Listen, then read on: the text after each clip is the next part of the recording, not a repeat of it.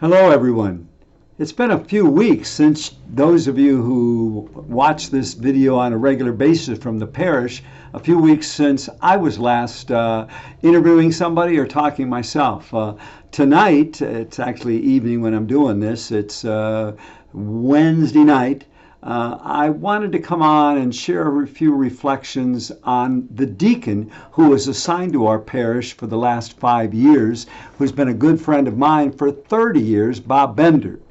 Part of the reason that I want to just say thank you to him is he is retiring.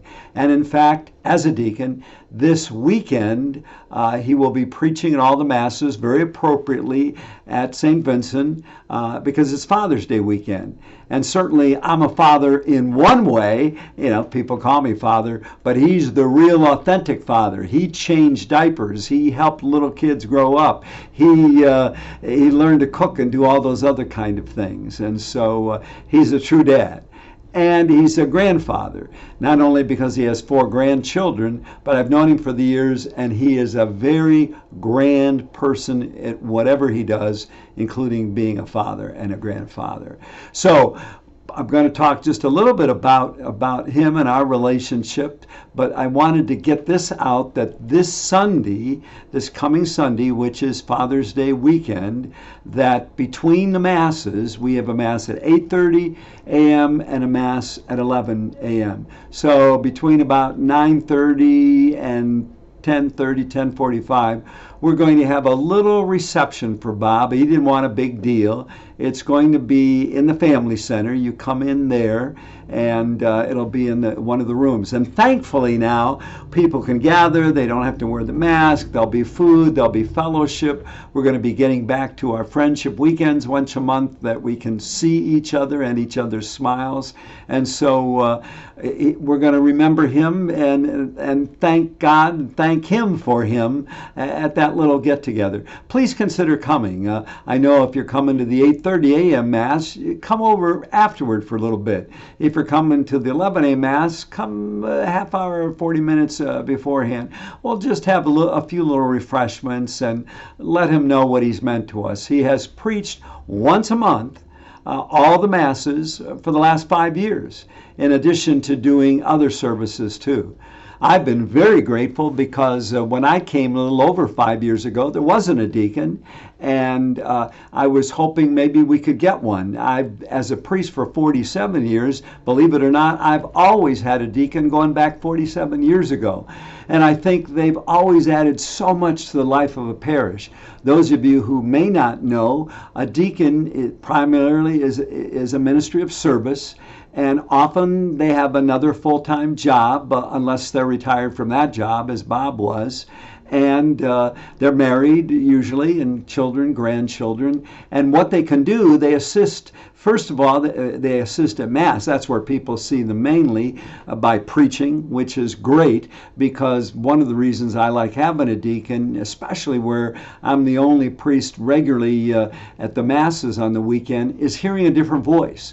Not only a different voice, but for somebody who's coming from experience as a person who's been a dad, who's been a grandfather, who's worked in a regular occupation for life. And they can bring so much more. And I'm hoping we'll get a deacon here again soon. That's possible. But right now, we're grateful for what Bob has done for these last 5 years.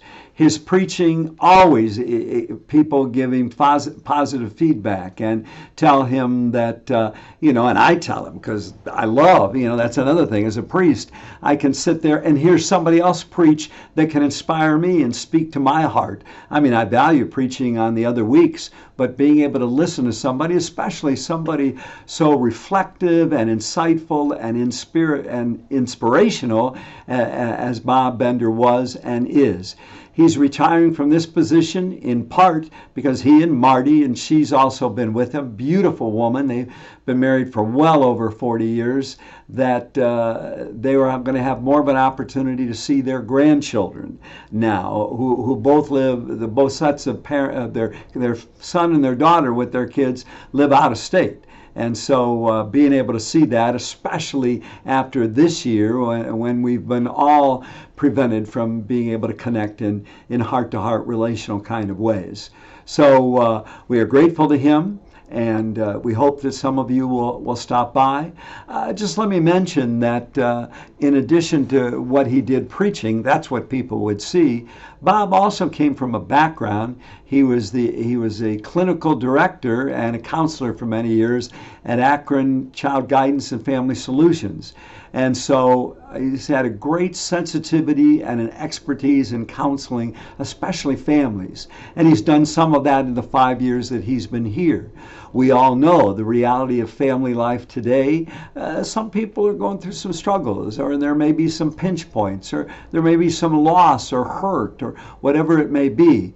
And many people have come to Bob, and he's been able to respond not only with keen psychological insights, but also with that spiritual foundation, that faith foundation that can contribute to people too, be a source of hope and healing and inner peace and strength, whatever they may be dealing with.